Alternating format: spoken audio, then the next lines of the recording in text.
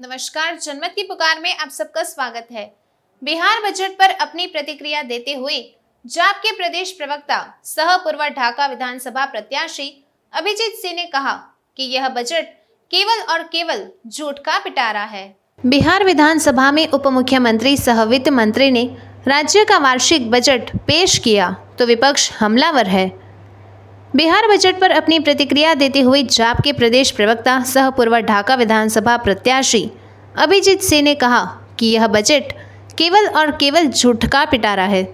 पिछले बजट के करीब 8% यह बजट बढ़ा है, परंतु 16 साल में 18% से ज़्यादा बजट बढ़ चुका है और मूल रूप से बिहार वासियों को पिछले 16 सालों में पलायन के सिवा कुछ भी नहीं मिला।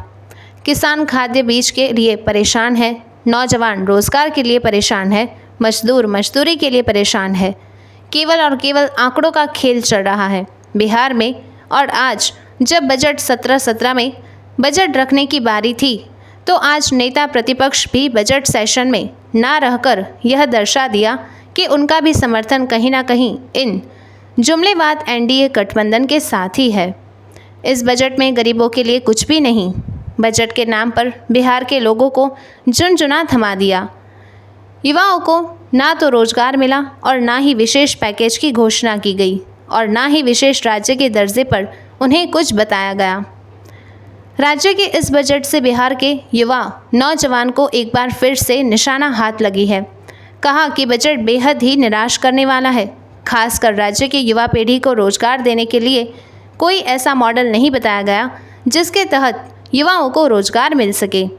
यहाँ के युवाओं के लिए कुछ नहीं है। गांव, गरीब, किसान और युवाओं को बर्बाद करने वाला यह बजट है। बजट में गांव में गरीब, किसान, छात्र, युवा और आम जनता के लिए कुछ भी नहीं। बजट में किसानों के लिए केवल हवाबाजी है। राज्य में स्वास्थ्य व्यवस्था को सुचारू रूप से चलाने के लिए बजट में किसी भी तरह का पालन या ऐलान नहीं किया गया। सरकार केवल और केवल शराबबंदी पर अपना ध्यान रखे हुए हैं। एम्बुलेंस के अभाव में मरीज तड़प तड़प कर मर जाते हैं। एम्बुलेंस की व्यवस्था नहीं करते, लेकिन लाखों रुपए फूंक कर शराब ढूंढ रहे हैं। पिछले 6 साल से शराबबंदी है। 16 साल से नीतीश कुमार शासन चला रहे हैं। उनको अपनी पुलिस पर भरोसा नहीं, इसलिए हेलीकॉप्टर से तो बिहार बजट आया है दुर्भाग्यपूर्ण है और यूं कहें कि एक जुमले वाला बजट पुनः दिखाया गया है, बताया गया है और ये छलावा वाला बजट है।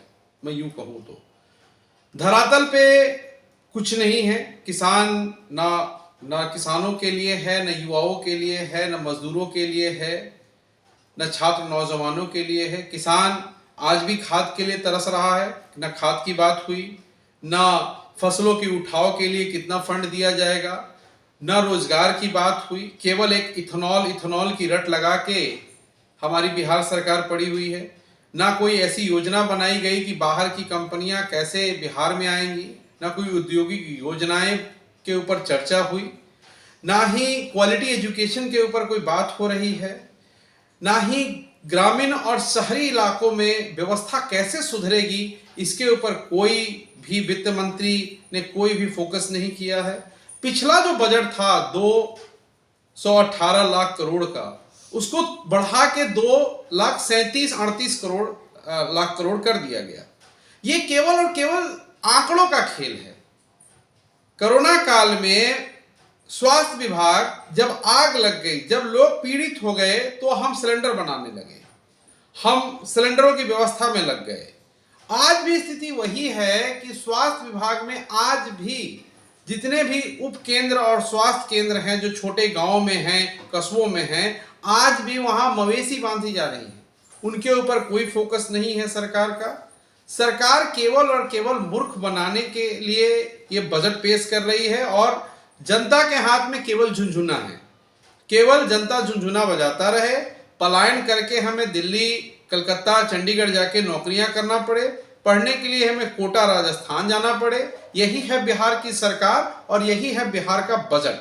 एक लाइन में अगर मैं कहूं तो ये बजट नीतीश कुमार के फेल्योर होने का सबसे बड़ा सबूत है कि 16 साल लगातार मुख्यमंत्री कोई रहता है और फिर भी अगर वो अपने प्रदेश का पलायन नहीं रोक पाए, युवाओं को रोजगार नहीं दे पाए, किसानों को सही समय पर बीज और खाद नहीं दे पाए, मजदूरों को उसकी मजदूरी नहीं मिल पाए, तो ऐसी निकम्मी सरकार की बजट को झुनझुना नहीं तो और क्या कहेंगे।